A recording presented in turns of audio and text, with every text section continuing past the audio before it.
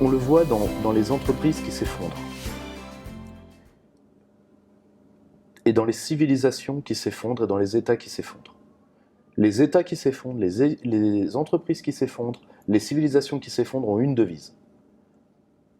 On continue les courbes. On ne change pas, on garde le dogme, on continue les courbes. Toutes les civilisations mourantes ont continué les courbes. Et toutes les entreprises mourantes aussi. Et toutes les entreprises mourantes aussi. Kodak, Xerox, c'est exactement ça. Eh bien, justement, c'est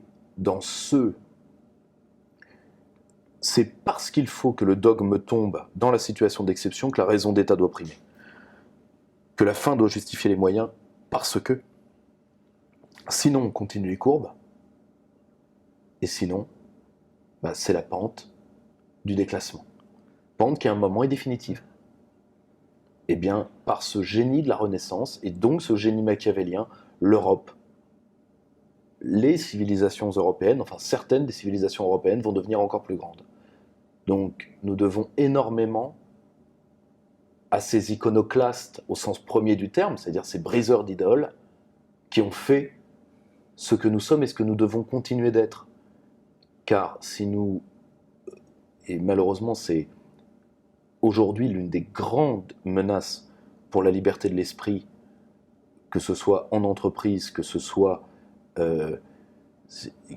qui est le retour, que ce soit dans les États, qui est le retour d'un certain totémisme, c'est-à-dire le retour d'un certain mysticisme. Mais je vais vous donner un exemple, tu l'avais brillamment traité dans les questions scientifiques. Aujourd'hui, vous avez des méthodologistes qui oublient que la médecine, c'est fait pour soigner des gens. Eux, ils statufient la méthode. Donc il faut la méthode. En réalité, ça, ce n'est pas de la science, c'est chercher des églises. Ces gens-là, il y a 5 siècles, auraient été des dévots. Ils auraient été à la Renaissance, ils auraient brûlé des pauvres nanas pour sorcellerie.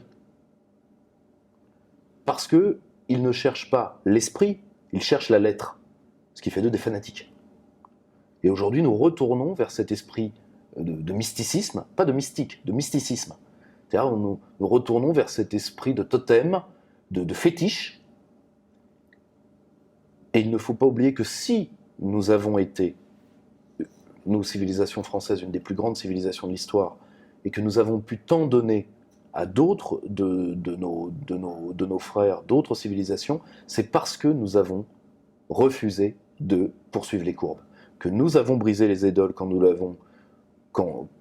l'avons dû, et que pour nous, la fin justifie les moyens.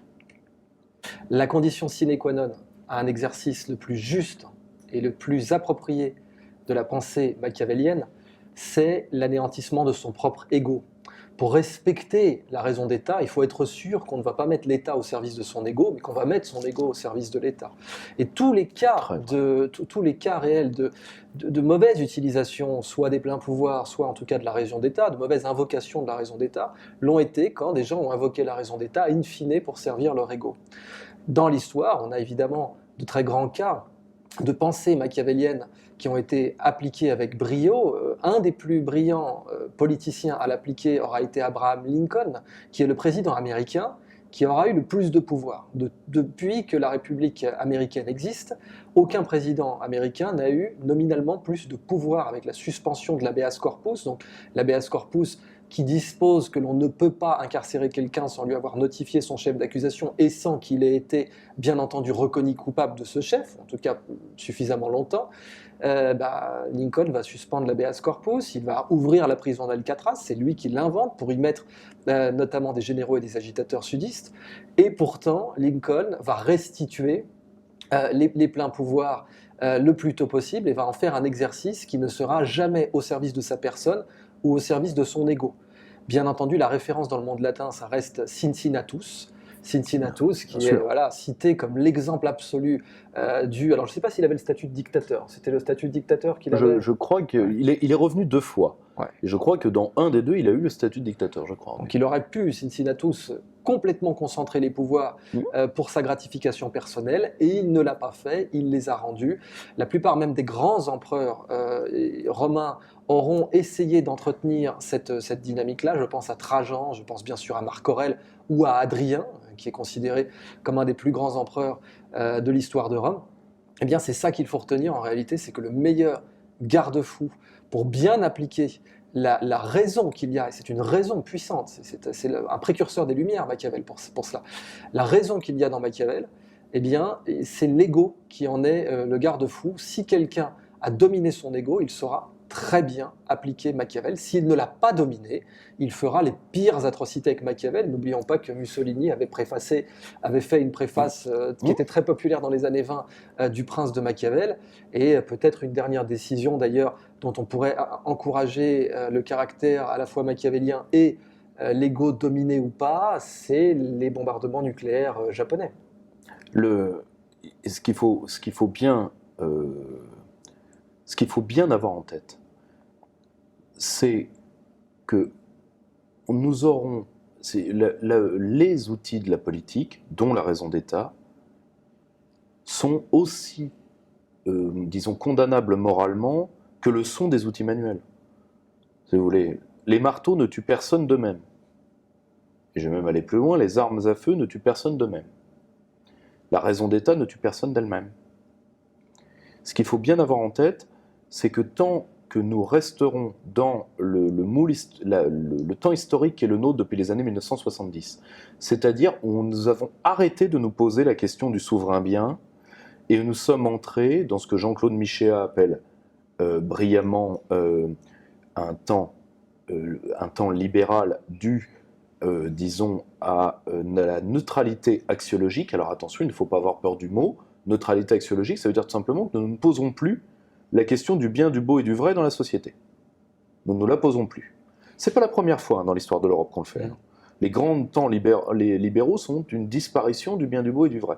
Pour une raison, c'est que le libéralisme pose le bien, le beau et le vrai comme belligène. C'est-à-dire, on se dispute sur les vertus, et ensuite on s'entretue, c'est les affaires de guerre de religion. Non, nous on va se réconcilier juste sur le portefeuille et sur les intérêts. Comme ça on ne se fera pas de mal. Et ça a donné les guerres de l'opium. Et ça a donné les guerres de l'opium. Voilà. Et surtout, ça a donné la plus jolie fable de l'histoire des idées politiques, qui est la fable de Montesquieu, selon ce qu'on appelle le doux commerce, c'est-à-dire que le commerce rend les hommes moins méchants. Pas de bol. Alors là, vraiment pas de bol. Mais vous voyez, parfois les grandes idées politiques faites par des grands hommes, parce que Montesquieu est un grand auteur, peuvent parfois tomber totalement à côté. C'est qu'il aura été trop théorique. Il aura été beaucoup trop théorique. C'est une condition pour rendre les gens moins méchants, mais les routes commerciales ont pu contribuer à certains équilibres, mais à elles seules, jamais. Mais surtout, on creuse des routes par l'ingénierie. Les routes commerciales, on les creuse à la canonnière. Donc c'est Dieu, depuis 400 ans. C'est Dieu comme aspect pacificateur, je demande à voir. Mais vous voyez, ce qu'on ne se rend pas compte, c'est que comme nous n'aidons plus les hommes à se grandir, alors vous me direz, il y a eu tout ce qui a été le New Age, il y a eu le développement personnel, il y a eu beaucoup de choses dans lesquelles il y a à boire et à manger, je n'entrerai pas dans ce débat-là. Mais comme nous refusons d'avoir une vision de l'homme, nous refusons d'avoir une vision de la société, résultat, nous mettons en crise immédiatement toutes les institutions qui sont censées porter une vision de l'homme, à commencer par l'école. C'est pour ça que tous les pays occidentaux ont un système scolaire qui s'effondre. Simplement parce qu'ils ne savent pas quel type d'homme ils veulent créer. Parce qu'ils ne pensent même pas que se poser cette question soit pertinent. Alors que bizarrement, dans Machiavel, c'est une question posée. De toute façon, la question anthropologique est la question mère du politique. Si la liberté crée des hommes, si vous choisissez la liberté, vous allez créer un type d'homme apte à la recevoir. Si vous ne voulez plus créer de type d'homme, eh bien vous ne vous posez plus la question de la liberté, vous ne vous posez plus la question de la politique. Et à la fin, vous avez des gens... Vous fondez une société entière sur l'aplaventrisme. Pourquoi pas? C'est ce qu'on est en train de faire. Moralité, des civilisations comme les civilisations extrême-orientales, pour lesquelles, à titre personnel, j'ai une admiration presque sans borne, le Japon, la Chine, quelques autres, eux sont en train de faire des choix totalement différents et nous surclasserons certainement pour ces raisons. Mais le grand problème, ça, ce qu'on ne veut pas comprendre, c'est que le meilleur moyen de rétablir une société politique, c'est de former des types d'hommes aptes à recevoir la liberté. Ça, nous verrons ce point plus en détail dans la notion sur le no surrender, mais on ne veut pas avoir à se poser la question du souverain bien du bien commun, c'est terrible, parce que c'est une question qu'on s'est posée pendant 2400 ans, et qu'on ne se pose plus depuis 1970. Et on en ressent le mal-être. C'est parce qu'on pense Ça. notamment qu'il n'y a plus de société que des individus. Alors, Le souverain tout à bien fait. ne peut pas exister quand Alors, on considère qu'il tout à n'existe fait. que des individus. Ah mais ça, si tu veux, c'est le parallèle libéral. Ouais. Mais en plus, parce que nous sommes traumatisés par ce qui s'est passé au XXe siècle, nous croyons que si nous pensons les sociétés autrement qu'à la base des individus, nous allons aller dans la contrainte, voire dans la violence. Ce qui est faux. Parce que c'est au nom du principe national que nous avons abattu les régimes totalitaires. Donc, et aujourd'hui, nous serions en face de régimes totalitaires, nous n'aurions pas d'hommes suffisamment construits politiquement pour aller se battre contre eux.